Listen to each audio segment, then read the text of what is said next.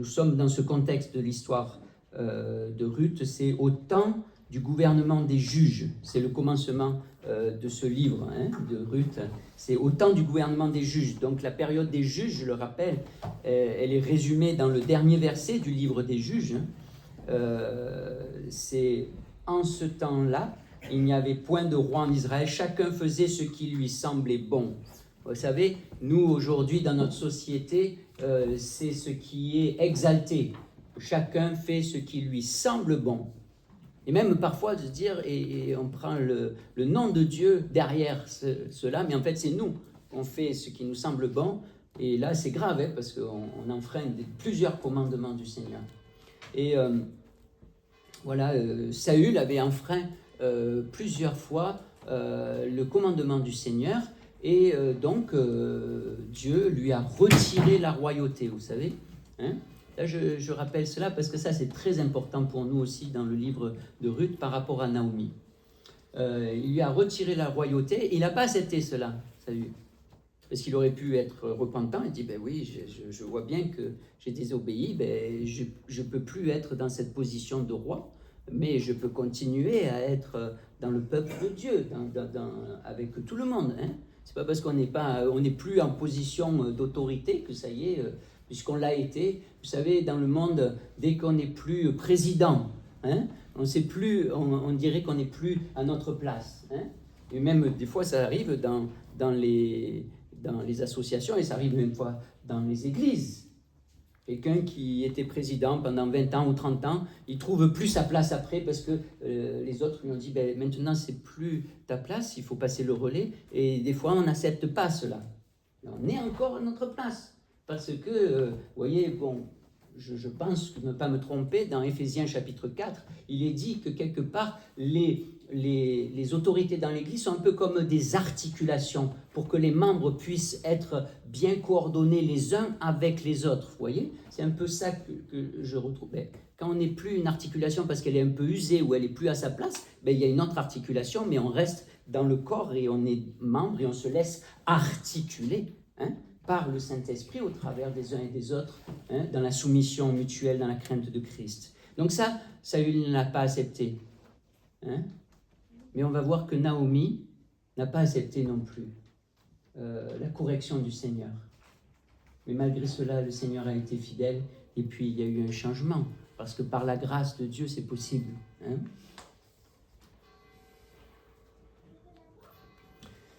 Donc chacun faisait ce qui lui semblait bon. Et on va voir que Naomi et son mari vont faire ce qui leur semblait bon. En réponse à cette question quelque part, parce que dans le livre de Ruth commence par une famine. Vous savez, c'est la famine en Israël.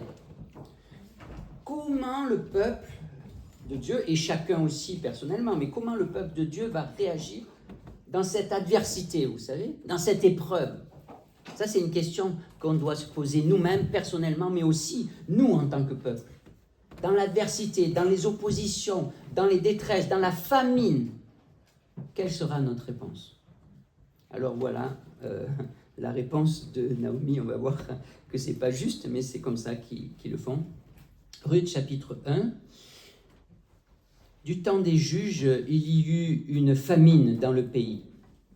Un homme de Bethléem de Juda partit avec sa femme et ses 2 fils pour faire un séjour dans le pays de Moab. Le nom de cet homme était Élimélec, celui de sa femme Naomi, et ses 2 fils s'appelaient Malcolm et Kilion. Ils étaient Éphratiens de Bethléem de Juda. Arrivés au pays de Moab, ils y fixèrent leur demeure. Élimélec, mari de Naomi, mourut, et elle resta avec ses 2 fils. Ils prirent des femmes moabites, dont l'une se nommait Orpa et l'autre Ruth. Et ils habitèrent là environ 10 ans. Mahlon et Kilion moururent aussi tous les 2, et Naomi resta privée de ses 2 fils et de son mari. Puis elle se leva, elle et ses belles-filles, afin de quitter le pays de Moab, car elle apprit au pays de Moab que l'Éternel avait visité son peuple et lui avait donné du pain. Elle sortit du lieu qu'elle habitait, accompagnée de ses 2 belles filles, et elle se mit en route pour retourner dans le pays de Juda. Naomi dit alors à ses 2 belles filles, « Allez, que chacune retourne à la maison de sa mère, que l'Éternel use de bonté envers vous, comme vous l'avez fait envers ceux qui sont morts et envers moi. Que l'Éternel fasse trouver à chacune du repos dans la maison de Marie. » Et elle les baisa. Elles élevèrent la voix et pleurèrent, et elles lui dirent, « Non, nous irons avec toi vers ton peuple. » Naomi dit, « Retournez, mes filles, pourquoi viendriez-vous avec moi? Ai-je encore dans mon sein, des fils qui puissent devenir vos maris? Retournez, mes filles, allez, je suis trop vieille pour me remarier. Et quand je dirai, j'ai de l'espérance, quand cette nuit même je serai avec un mari et que j'enfanterai des fils, attendriez-vous pour cela qu'ils aient grandi? Refuseriez-vous pour cela de vous marier? Non, mes filles, car à cause de vous, je suis dans une grande affliction de ce que la main de l'Éternel s'est étendue contre moi. » Et elles élevèrent la voix et pleurèrent encore. Orpa baisa sa belle-mère, mais Ruth s'attacha à elle. Naomi dit à Ruth, « Voici, ta belle-sœur est retournée vers son peuple et vers ses dieux. Retourne, comme ta belle-sœur. » Ruth répondit, « Ne me presse pas de te laisser, de retourner loin de toi. Où tu iras, j'irai. Où tu demeureras, je demeurerai. Ton peuple sera mon peuple et ton Dieu sera mon Dieu. Où tu mourras, je mourrai et j'y serai enterré. Que l'Éternel me traite dans toute sa rigueur, si autre chose que la mort vient à me séparer de toi. » Naomi, la voyant décidée à aller avec elle, cessa d'insister auprès d'elle. Elles firent ensemble le voyage jusqu'à leur arrivée à Bethléem. Et lorsqu'elles entrèrent dans Bethléem, toute la ville fut émue à cause d'elles. Et les femmes disaient, « Est-ce là Naomi ?» Elle leur dit, « Ne m'appelez pas Naomi, appelez-moi Mara, car le Tout-Puissant m'a rempli d'amertume. J'étais dans l'abondance à mon départ, et l'Éternel me ramène les mains vides. Pourquoi m'appelleriez-vous Naomi, après que l'Éternel s'est prononcé contre moi et que le Tout-Puissant m'a affligé? » Ainsi revinrent du pays de Moab Naomi et sa belle-fille Ruth, la Moabite. Elles arrivèrent à Bethléem au commencement de la moisson des orges. Voilà, jusqu'ici la parole de Dieu pour nous ce matin. Alors nous avons vu dimanche dernier notamment, j'étais pas là mais je connais la prédication qui a été donnée. Nous avons vu qu'il y a quelque part vraiment 2 façons d'être dans la vie. 2 chemins. Jésus en parle d'ailleurs. Il n'y a pas 3, 4, 50 chemins. Il y a 2 chemins. Il y a un chemin qui en fait est une impasse, où on pourrait dire, où on va tourner en rond constamment. C'est pas le chemin, c'est pas un chemin. C'est là où, comme Naomi, ou comme Saül, on s'est positionné en victime. Hein? Et où, de toute façon, on tourne en rond et puis finalement on devient tyran pour l'autre. Ou on veut être le sauveur de l'autre. On appelle ça, dans le langage psychologique, mais je pense que spirituellement c'est la même chose, le triangle dramatique. D'accord? C'est un peu cette façon d'être dans la relation aux autres et même à Dieu. Parce qu'on voit que Naomi se dit victime de Dieu. Elle se positionne en tant que victime même de Dieu. Elle fait rentrer Dieu dans son triangle dramatique. Oui. Et il y a une autre position de vie qui est le chemin de la vie, qui est d'être un canal de la grâce de Dieu. Et ça, c'est Dieu qui nous remplit. Nous sommes comme des canaux, des tuyaux. Alors ça nous humilie parce qu'on est juste des tuyaux. On n'est pas la source. Hein? Et on n'invente pas la source. On n'invente pas une inspiration qui n'est pas de Dieu. Et il faut être repris quand c'est dit, hein, quand c'est annoncé, c'est pas de Dieu. Il faut savoir discerner. Et on n'est pas parfait. Il faut savoir être humble, se dire, ah, moi souvent, mon épouse me reprend et je dois être humble. Et bien sûr, je suis résistante. Je dis, non, tu n'as pas raison, c'est pas vrai. Vous voyez? Mais ça, c'est la nature humaine. Et il faut savoir être repris quand on a été dans la fausseté. Voilà, c'est le triangle dramatique où cette façon de vivre, c'est une en étant constamment dans le triangle dramatique de la violence et une autre en étant sous la grâce et l'autorité du Christ. Où nous sommes dans une sorte de cercle vicieux et infernal dans lequel, tour à tour, nous sommes victimes, tyrans, sauveurs, et finalement nous sommes comme des flèches qui se retrouvent être des cibles, c'est ce qu'on a vu dimanche dernier, où nous sommes des canaux de la grâce de Dieu, où nous sommes remplis comme Naomi d'amertume, et nous crions notre amertume, hein, en nous positionnant victimes même de Dieu, où nous sommes comme Ruth, qui se place sous l'autorité et la grâce de Dieu, faisant alliance avec Dieu et son peuple pour être une bénédiction. En effet, Ruth est une bénédiction pour Naomi, mais Naomi méprise cette grâce en se considérant comme maudite. Elle demande même de changer de nom. Au lieu de Naomi, la douceur, elle veut être appelée Mara, l'amertume, l'inverse de la douceur. Vous savez, c'est un principe, même de l'humanité, mais aussi de la création. Hein. Si on laisse une colère trop longtemps dans notre cœur, ça devient de l'amertume. Et l'amertume, même en chimie, hein, c'est l'inverse de la douceur. Voilà, et Naomi, en étant si ingrate, en méprisant cette... Vous vous rendez compte, la parole de Ruth qui est si forte, c'est une grâce d'avoir une belle fille comme ça. Hein? Ben, elle passe à côté de la gravité de son péché. Et elle ne peut pas passer de l'autre côté. Pour nous, dans le Nouveau Testament, c'est de l'autre côté de la croix. On a reconnu que notre péché a crucifié le Seigneur.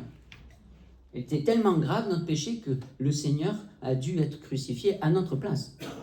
Si on se dit, c'est pas grave, finalement, je fais du bien. Non, mais ça va quand même, hein, c'est pas si grave que ça. On est du mauvais côté de la croix. Quand on est passé de l'autre côté de la croix, on est humble. Parce qu'on sait qu'il n'y a que le Seigneur qui nous a sauvés, sa grâce, et ça a été ses souffrances. Voilà. En effet, elle, Naomi et son époux, étaient allés hors de la protection du Dieu de l'Alliance. Voilà, la désobéissance a des conséquences. Le peuple de Dieu doit comprendre que son péché a des conséquences. Et bien que les croyants soient délivrés du péché par l'œuvre de Christ à la croix, et de ses conséquences, on va dire, éternelles, hein, il y a encore des conséquences temporelles, résultant de la désobéissance à Dieu et à sa parole. Naomi et sa famille font partie du peuple de l'Alliance de Dieu, mais quand la détresse frappe, qu'est-ce qu'ils font? Ils s'installent dans un autre pays, ailleurs que le pays promis. Ils s'installent à Moab. Ils se placent ainsi sous l'autorité moabite.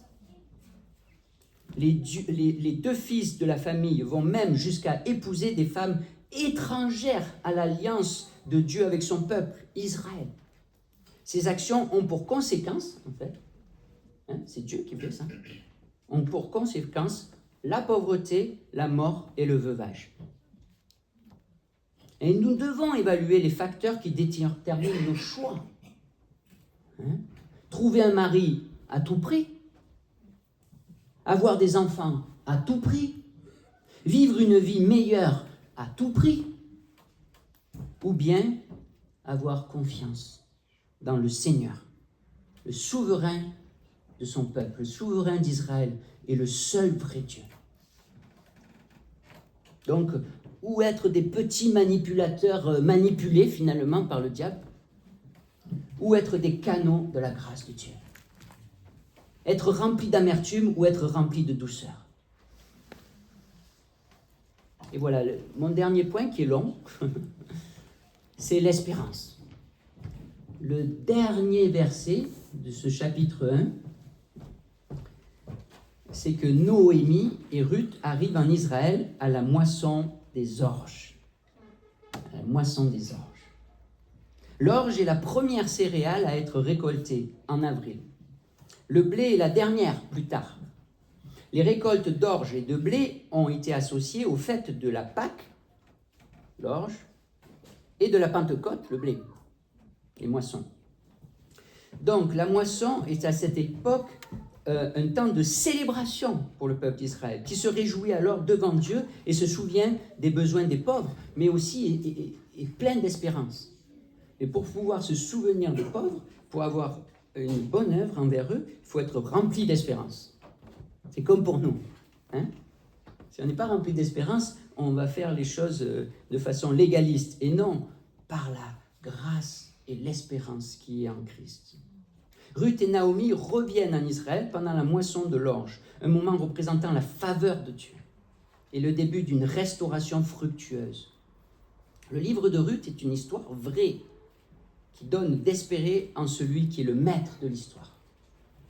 Noémie, Orpa et Ruth sont toutes les trois en deuil. Les trois femmes ne réagissent pas de la même façon.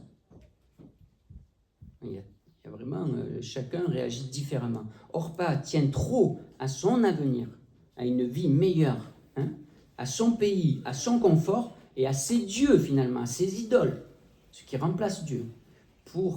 Elle tient trop à son avenir pour espérer en un Dieu qu'elle ne connaît pas et qui la dépasse. Orpa reste dans son pays, sans connaître Dieu, sans chercher à connaître Dieu.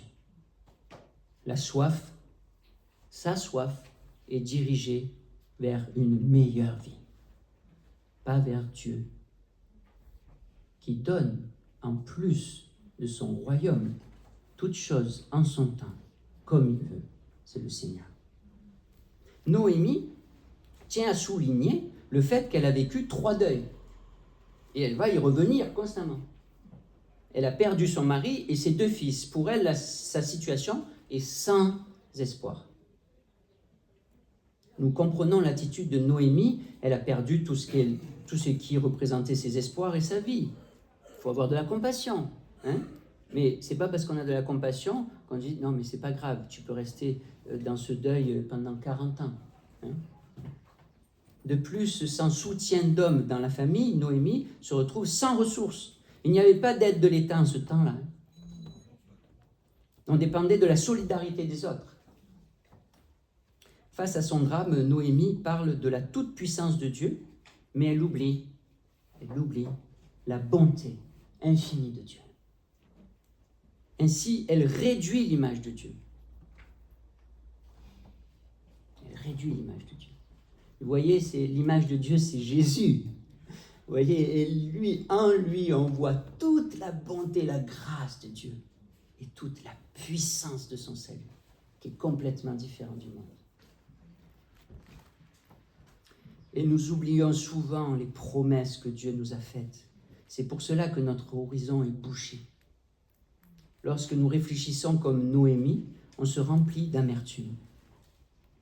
Il nous est impossible d'espérer de voir la grâce de Dieu à l'œuvre. Il nous est impossible d'être remplis de reconnaissance et d'espérance. Noémie ne voit pas la grâce de Dieu. Elle ne voit que son malheur. Vous voyez, c'est tout à fait triangle dramatique. Tu tournes autour de toi et autour de ta situation, complètement différente de l'autre côté où c'est pas toi le centre, c'est pas ta situation, c'est pas toi qui dois t'épanouir à tout prix. C'est Dieu le centre. C'est ça l'adoration. L'adoration, c'est Dieu au centre. Dieu qui est le noyau, la source, le cœur de ma vie. C'est lui ma vie. C'est lui le Seigneur. C'est lui qui conduit. J'ai fait confiance. Et je suis plein d'assurance parce que c'est lui qui est Dieu. C'est lui qui est Dieu. Que peut-il m'arriver dans ce monde si absurde, si chaotique? Il peut m'arriver beaucoup de choses. Mais Dieu est Dieu. Je suis infiniment reconnaissant et je l'adorerai toute ma vie. C'est ce que je veux, mais mon cœur, il y a des combats. Il y a des combats parce qu'on est attiré par l'autre côté, vous voyez, on est attiré. Et le vieil homme, il est encore là. Hein? Mais le vainqueur, c'est le Christ. Il est vainqueur.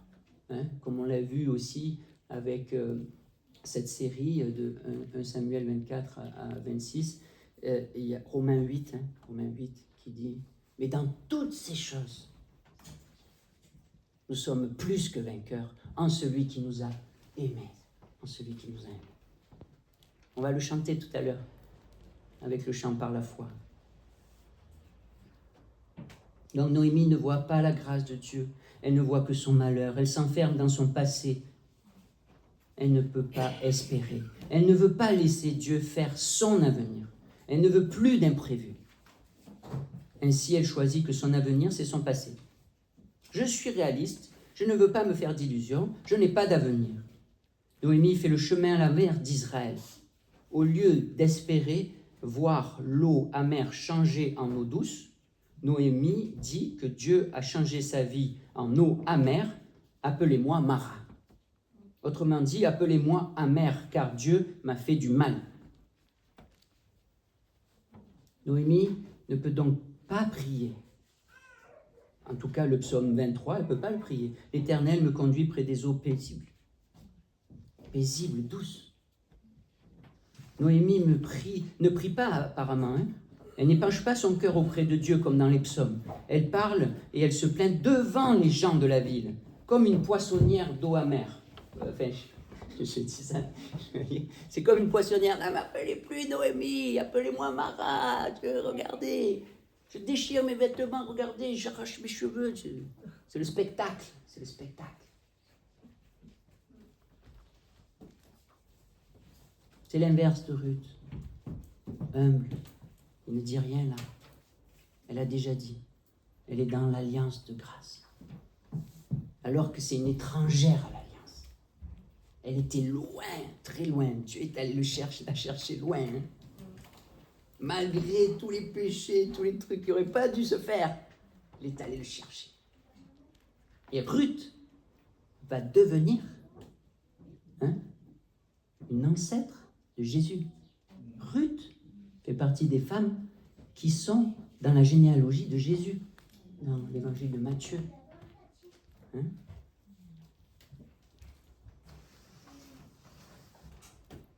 Comment Dieu va-t-il s'y prendre pour ouvrir un avenir à Noémie? Déjà, il lui donne à Noémie une amie, bien plus, une fille par alliance, une belle-fille exceptionnelle. Et Ruth va faire une alliance avec Noémie en lui faisant une promesse pour son avenir.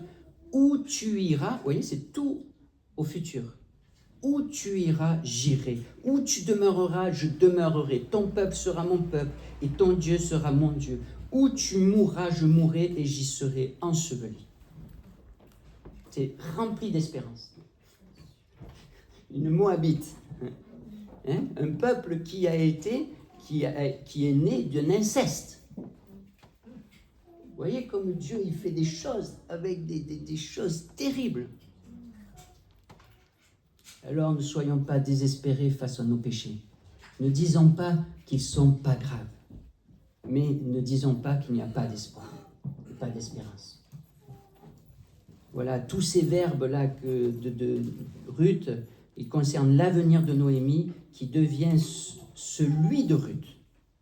Elles ont maintenant un avenir commun. Vous voyez, c'est comme quand on fait alliance aussi ensemble, le peuple de Dieu. On se laisse conduire ensemble par le Seigneur. Mais on a un avenir commun. On n'est pas seul. Vous voyez, souvent on pense vraiment dans notre société moderne, on pense seul. On est seul dans notre avenir. Moi, je suis seul dans ceci. Vous voyez, dans ma détresse, je suis seul. Non. Vous voyez la vision de vraiment Dieu dans tout l'Ancien Testament et tout le Nouveau Testament, c'est on fait corps. On est membres les uns des autres. Quand un membre souffre, tout le corps souffre. Et quand un membre est dans la joie, tout le monde est dans la joie. Alors là, il y a deux membres qui ne sont pas encore accordés. Noémie et Ruth. Et Ruth, ici, espère pour deux. Vous voyez, ça peut être notre cas. Se dire, Seigneur, déjà, moi j'ai du mal à espérer pour moi-même, mais je vais espérer pour deux.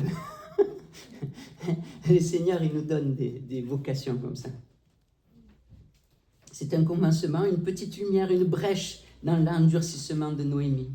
Et cette alliance est une promesse de fidélité à Noémie, de persévérance pour ce qui concerne sa marche, son voyage, ses déplacements, sa rupture avec son ancienne vie et son attachement à sa nouvelle vie, son peuple. Ça, c'est son peuple. Et elle ne va pas revenir en arrière de cette alliance. Elle ne va pas remettre en question toutes les semaines ou tous les mois ou toutes les années. Se dire, non, mais là, non, là, il y a le pire, c'est pas possible. C'est une alliance, comme dans le mariage. Hein, pour le pire comme pour le meilleur. Pour toute la vie, on y va. Vous voyez? Et c'est le Seigneur qui conduit tout. Et que ce soit bien le Seigneur, hein, pas nos pensées et nos sentiments et notre façon de faire. Ouais. Voilà, cette promesse de Ruth, elle concerne aussi son Dieu. Ici, Ruth est mise en mouvement par ce Dieu d'Israël qui se fait connaître et que l'on désire de plus en plus connaître. Il nous inspire confiance, alors on espère en l'avenir qu'il nous donnera. Cet avenir est inconnu pour nous, mais il est connu de Dieu et cela nous suffit. Dieu nous suffit, Christ nous suffit, sa parole écrite nous suffit. N'inventons pas autre chose, parce que là nous devenons une secte. Toutes les sectes, il y en a beaucoup qui ont pris une partie de la Bible, on va dire, et puis rajouté une révélation. Ça, c'est les sectes. C'est pas vrai. C'est terminé. L'Écriture sainte est accomplie complètement. Hein? Le salut est accompli complètement. Et nous attendons le retour de notre roi. Voilà. La détermination de Ruth fait plier Noémie une fois, mais pas la deuxième fois. En effet, Noémie désirait peut-être mourir plus ou moins consciemment dans le désert, seule et abandonnée. Elle avait choisi de ne plus se battre. En effet, quand nous n'avançons pas dans notre deuil, nous nous enfonçons dans le non-avenir. Nous glissons lentement vers la mort. Cette alliance de Ruth est aussi jusque dans la mort. Où tu mourras, je mourrai. Noémie devient aussi responsable de la mort de Ruth si elle continue à désespérer. Ainsi, toutes les deux partent pour la Judée à Bethléem. Oui, de cette alliance de Ruth avec Noémie naîtra plus tard un bébé à Bethléem. À Bethléem. Une naissance pleine d'espérance et d'avenir pour le peuple de Dieu. Voici comment la douceur de la grâce de Dieu peut changer un cœur amer. Et c'était une petite brèche, parce qu'elle s'est encore refermée après. Hein? Mais il fallait encore d'autres brèches, de la persévérance dans la grâce.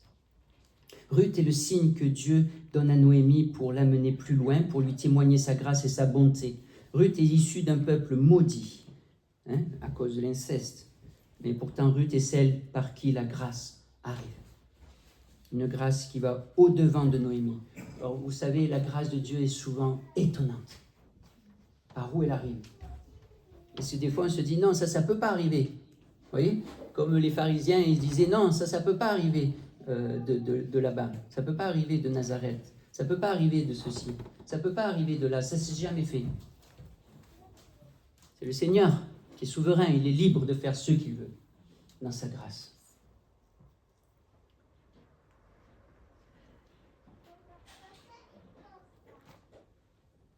Voilà, en conclusion, au travers de Ruth, Dieu ouvre un avenir à Noémie. Elle sera toujours avec elle dans la vie comme dans la mort.